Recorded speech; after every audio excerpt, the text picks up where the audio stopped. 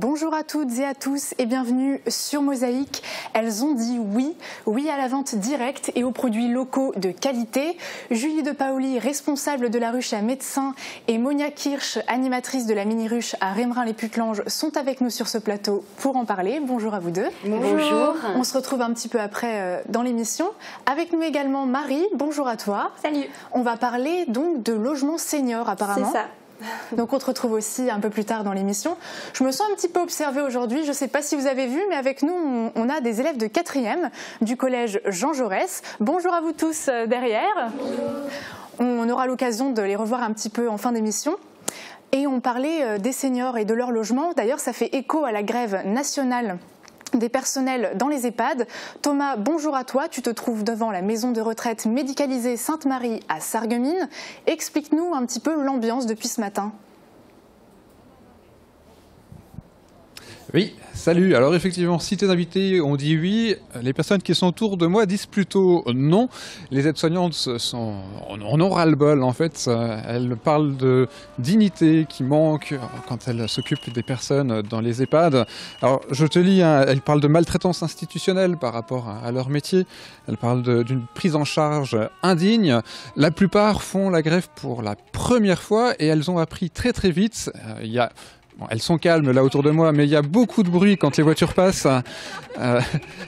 Voilà. Et à mon avis, il va encore y avoir beaucoup de bruit dans la journée parce qu'elles ont prévu d'aller jusqu'à la sous-préfecture pour donner une lettre au sous-préfet. Donc on va suivre ça toute la journée. Merci beaucoup Thomas. Mais avant de retourner auprès des grévistes, jetons un œil sur l'actualité du secteur en 60 secondes. Les maisons de retraite sont en crise et se mobilisent aujourd'hui. Le manque de moyens humains et les installations vieillissantes entraînent une dégradation des conditions de travail et des soins aux résidents. Le terme qui décrit cette situation est maltraitance institutionnelle. Dans la rue, salariés, direction et familles manifestent leur colère. Mobilisation à Woustwiller pour le maintien d'une classe. L'école maternelle du Chambourg pourrait voir une classe disparaître à la rentrée prochaine. Les parents d'élèves et la directrice de l'école ont rencontré Madame le maire et son adjointe. Ensemble, ils ont fait le point sur les enfants susceptibles de venir. Un rendez-vous est prévu ce jeudi avec l'inspecteur d'académie. Le CHS change de visage. 5 chantiers sont menés. Plusieurs bâtiments vont changer d'affectation. Certains seront détruits, d'autres construits. L'un des plus importants est la création d'une nouvelle UMD qui sera composée de 3 bâtiments reliés entre eux, chacun étant dédié à un type de malade. Le coût estimé est de 8,4 millions d'euros. Les travaux de la zone commerciale sont toujours à l'arrêt et pour cause, les intempéries de ces dernières semaines. Les entreprises délégataires responsables ne reprendront pas tant que la météo ne sera pas plus favorable. Cela n'affecte pas la circulation qui reste fluide. Le ciel ne laisse toujours pas passer les rayons du soleil. Devrons-nous encore sortir le parapluie demain? Regardons la météo. Avec le Crédit Mutuel, partenaire des grands événements sportifs.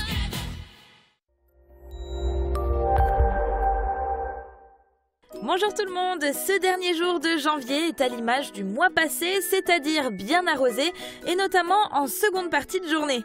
À cela s'ajoute un renforcement du vent avec des pointes de 70 à 80 km/h. Les températures restent exceptionnellement douces avec des maximales qui plafonnent entre 7 et 9 degrés. Demain, nous sommes le mercredi 31 janvier et nous fêtons les Marcelles. Le soleil nous accompagnera de 8h03 à 17h27. Je vous souhaite à tous une excellente journée en notre compagnie.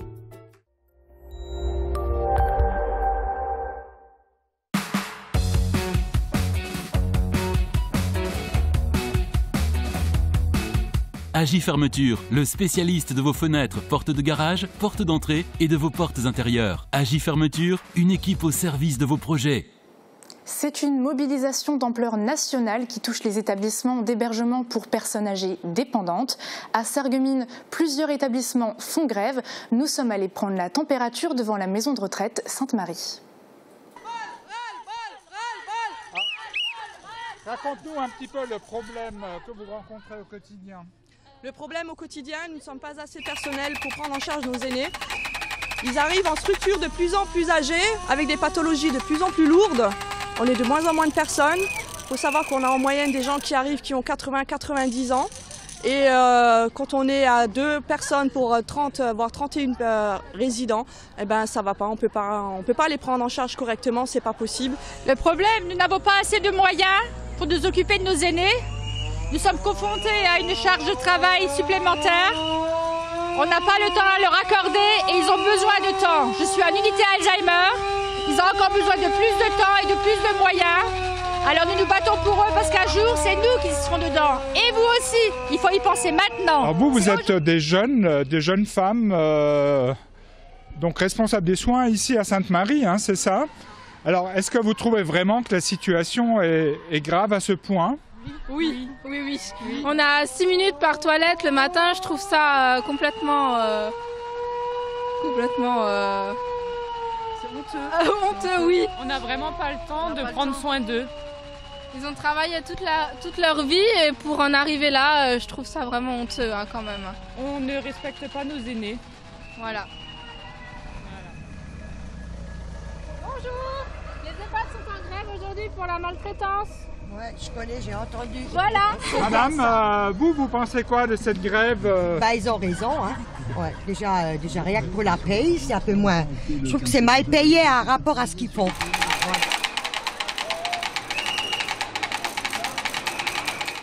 Thomas, qui est donc sur place depuis ce matin, a réussi à s'entretenir avec une aide-soignante. Alors, est-ce que vous pouvez un peu nous expliquer le mouvement d'aujourd'hui, pourquoi vous l'avez mis en place? Nous avons mis en place ce mouvement pour la simple et bonne raison qu'il faut se poser des questions par rapport à nos aînés qui sont souvent oubliés ces derniers temps, ces dernières années on va dire. Les budgets sont restreints.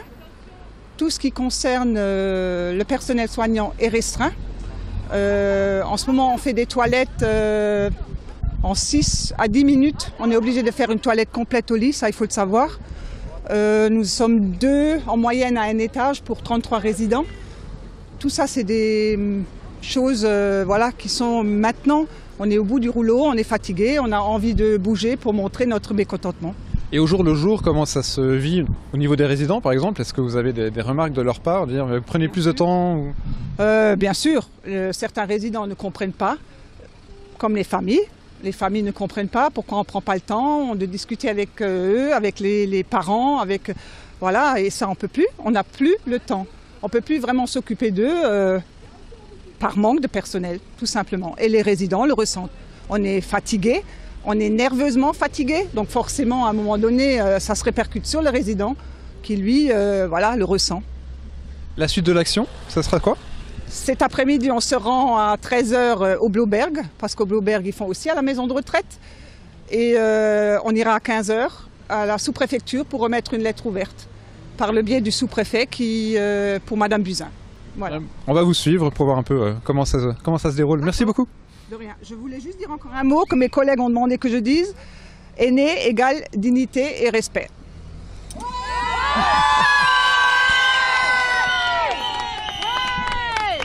Ça va ?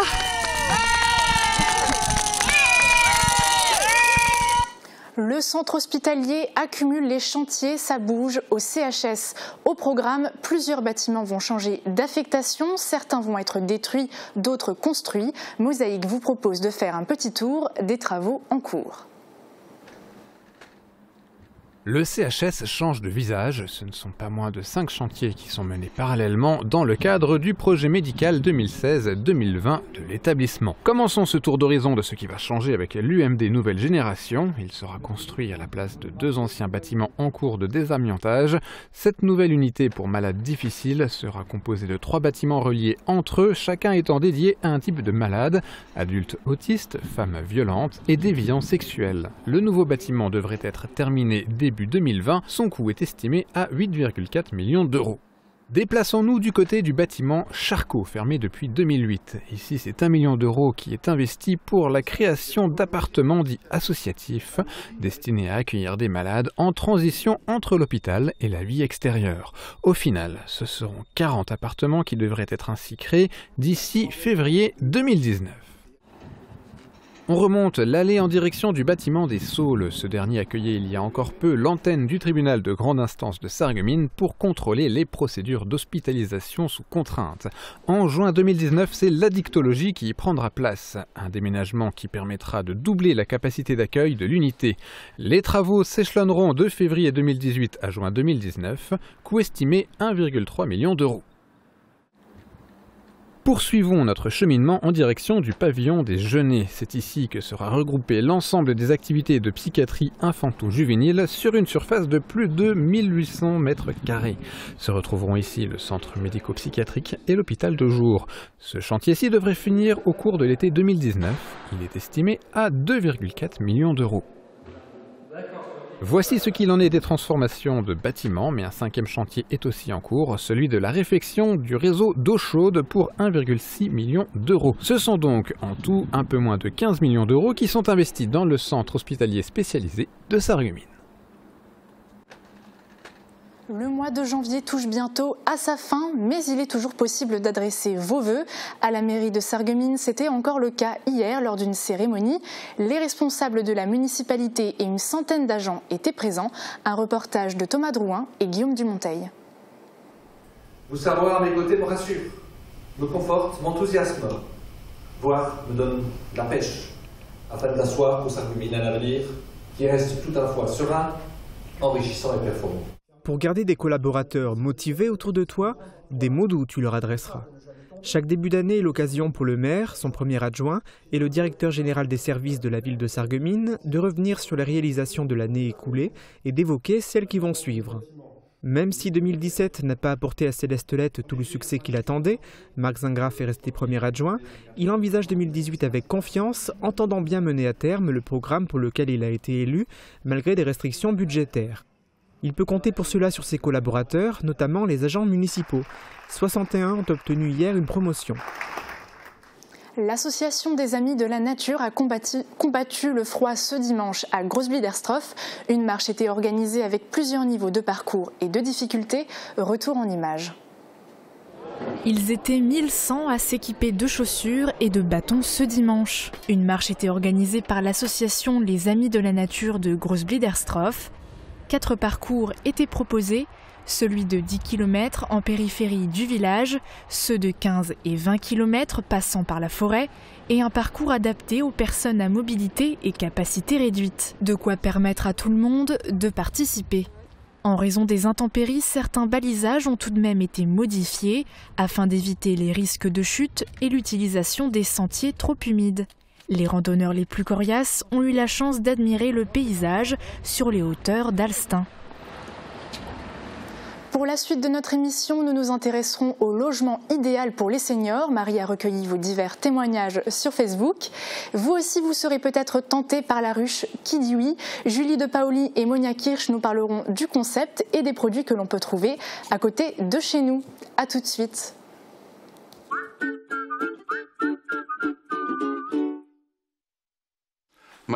Martine, j'ai peur de l'opération. Yo, allez, Jackie, fais pas l'enfant. Voilà, c'est fait. Mais j'ai rien senti. Waouh! Changez-vous la vie avec la passion de l'audition.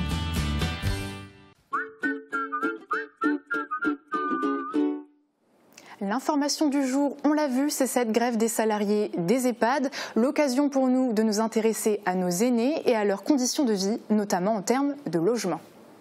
Les salariés des maisons de retraite expriment leur ras-le-bol.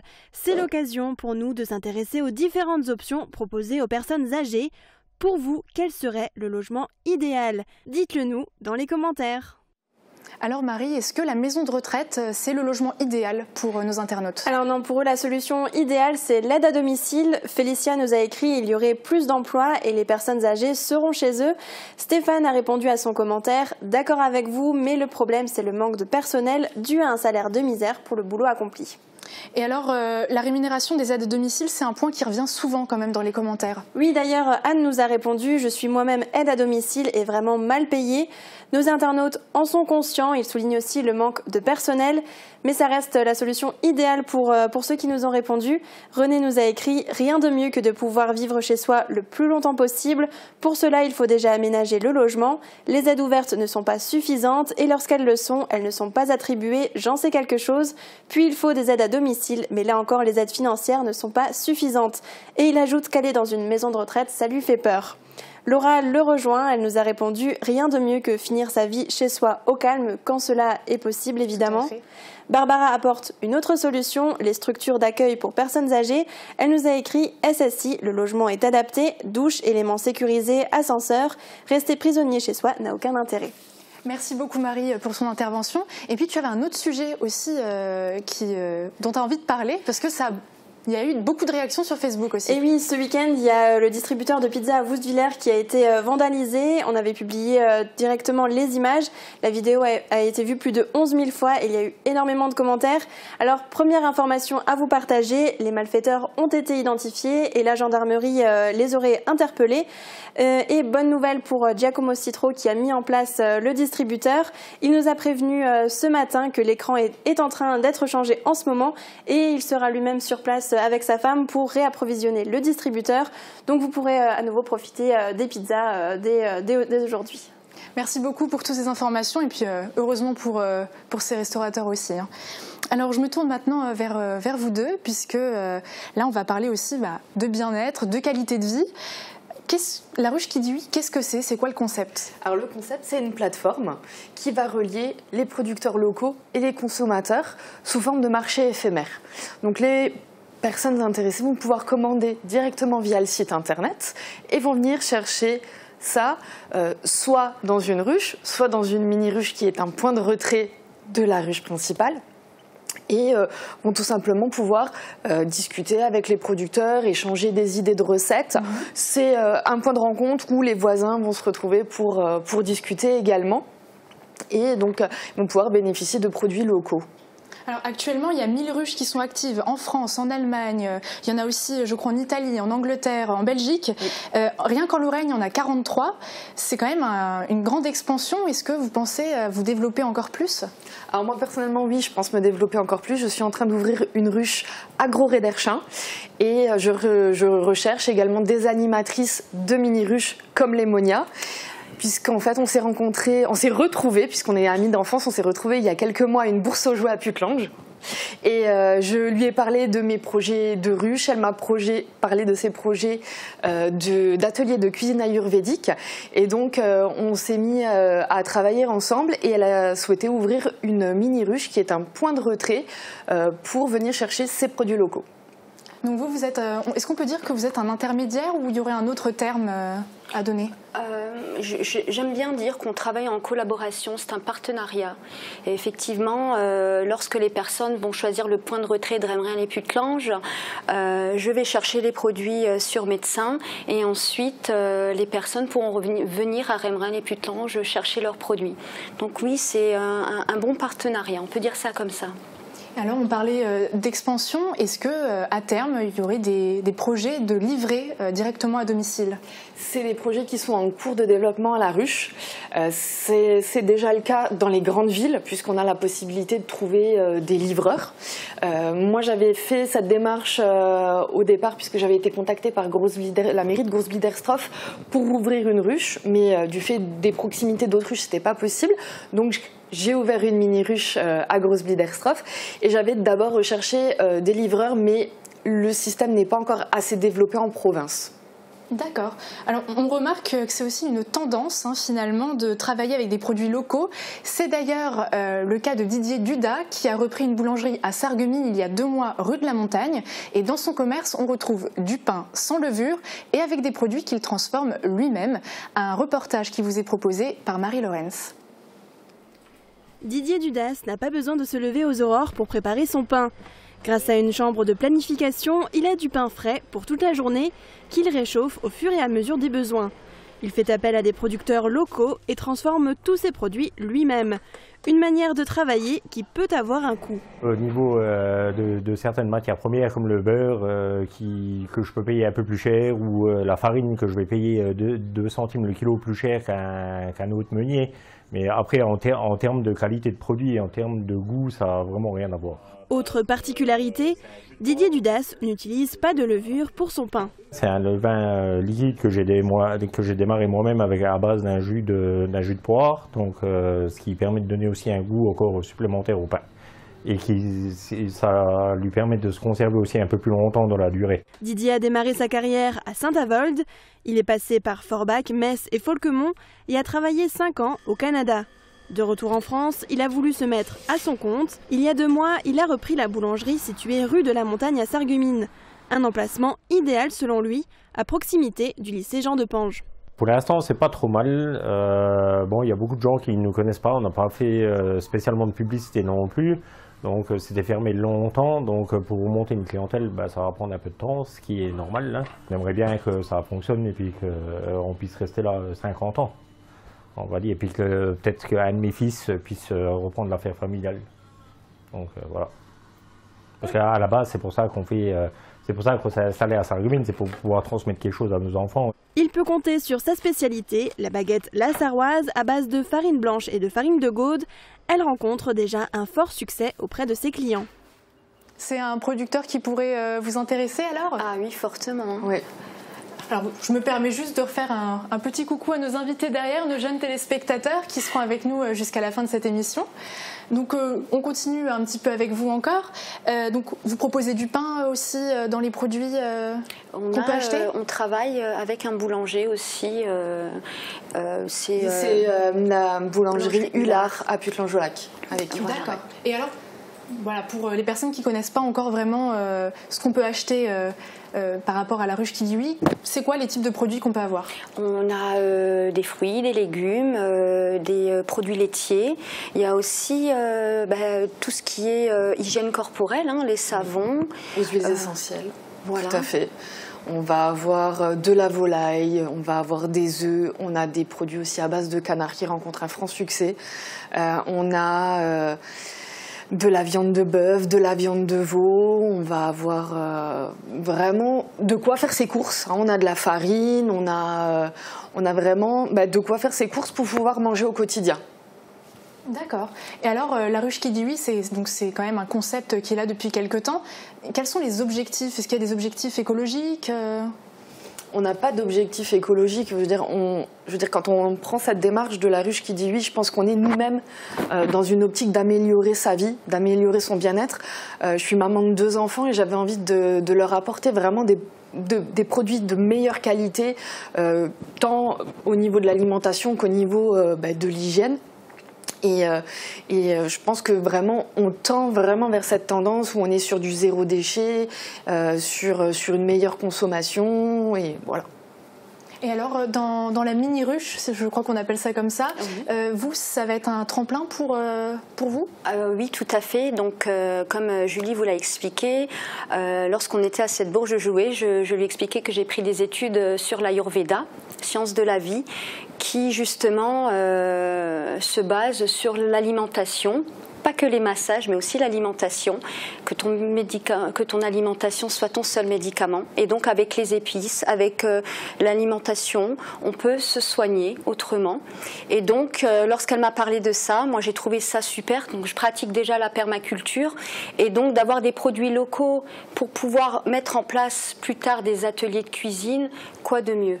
Ça donne vraiment un hommage, un respect par rapport au producteur local.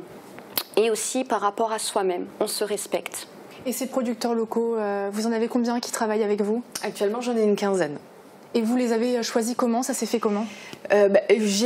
D'abord, quand j'ai ouvert ma ruche il y a bientôt 1 an, j'ai privilégié ceux qui étaient près de chez moi. Donc j'habite à Médecins, je travaille avec un producteur de viande à Nouzevillers, un producteur de fromage à Hébrin, un producteur de fromage de chèvre à Diblin, donc c'est vraiment très proche de chez moi. Et après j'ai dû étendre un petit peu, mais la ruche veut qu'on ne dépasse pas 250 km. Et encore pour moi, 250 km, c'est énorme. Donc on va dire que je suis dans les 70 km autour de ma ruche pour les producteurs. Ok, et alors pour nos téléspectateurs dont on a piqué la curiosité, est-ce qu'il est encore possible de commander là cette semaine? Tout à fait. Oui, la vente se clôture lundi soir. D'accord. Donc ça se fait vraiment tard dans la nuit, elle se clôture. Et donc les produits seront à venir chercher donc, mercredi à la ruche de Médecins ou à la mini-ruche de Grosse-Bliederstroff ou à la mini-ruche de Remray et Putelange. Et pour les on les appelle les abeilles, pour les abeilles qui sont intéressées, qui veulent devenir des abeilles de la ruche. Le 21 février, j'organise une grande dégustation parce que je fête les 1 an de ma ruche de Médecins et j'ai envie de partager ça avec tout le monde et tous ceux qui n'auraient pas encore eu la possibilité de connaître nos produits locaux. C'est compréhensible en tout cas, le message est passé. Merci beaucoup à vous deux d'avoir été avec nous sur ce plateau. Merci encore à toi aussi Marie. On te retrouve bientôt d'ailleurs. Oui. Et puis j'invite deux de nos camarades, Rina et Ilyes, vous pouvez me rejoindre sur le plateau. On va vous poser quelques petites questions aussi, puisque vous avez pu assister à l'émission. Alors, je te pose une première question à toi, Ilyes. Tu as vu un petit peu comment ça se passait. Qu'est-ce que tu as retenu aujourd'hui de l'émission, ou alors qu'est-ce qui t'a plu? Qu'il faut beaucoup de choses pour faire une émission. Ça prend du temps. On peut pas. Il faut avoir les moyens et il faut avoir aussi des contenus pour faire une émission. Et ça prend après. Ici, il faut faire. Ça dépend le temps qu'on prend pour l'émission. Et alors là, dans l'émission, est-ce qu'il y a un passage qui t'a plu? Moi, pas vraiment. T'as tout aimé? Il n'y a rien qui t'a... Si, parce que comme moi j'habite à Vauzulaire, et qu'ils ont saccagé la machine de la pizza, ça m'a choqué. Très bien, merci beaucoup Ilyes. Et je me tourne vers toi Rina. Toi, qu'est-ce qui t'a marqué aujourd'hui? Tu as vu un petit peu l'envers du décor aussi?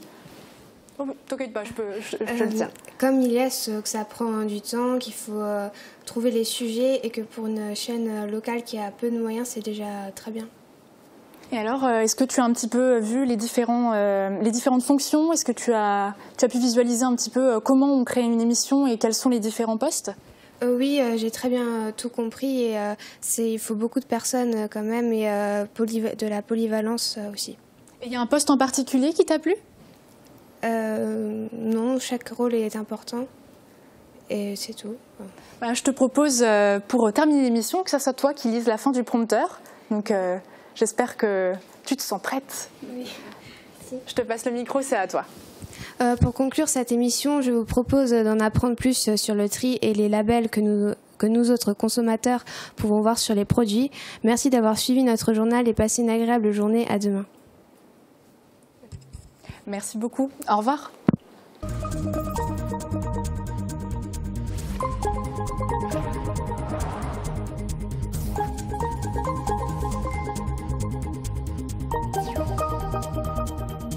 Quand j'achète du papier, je vois que certains portent un label. À quoi servent les labels? En tant que consommateur, vous pouvez trouver les logos environnementaux visibles sur vos produits papier dans les rayons de vos magasins.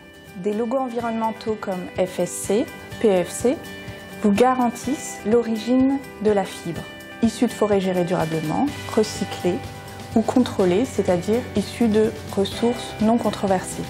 Ils favorisent le maintien économique et écologique des forêts, ainsi que leur gestion socialement responsable. Il existe d'autres logos environnementaux qui portent, eux, sur l'ensemble du cycle de vie du produit, depuis l'extraction de cette fibre jusqu'à son recyclage, en passant par la fabrication du produit.